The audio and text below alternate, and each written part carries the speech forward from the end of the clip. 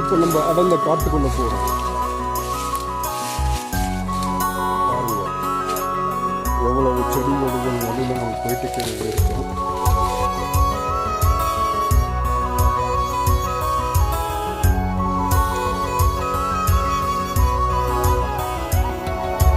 பச்சை நிறமே பச்சை நிறமே, இச்சை ஊட்டும் பச்சை நிறமே, புல்லின் சிரிப்பும் பச்சை நிறமே, எனக்கு சம்மதம் தருமே.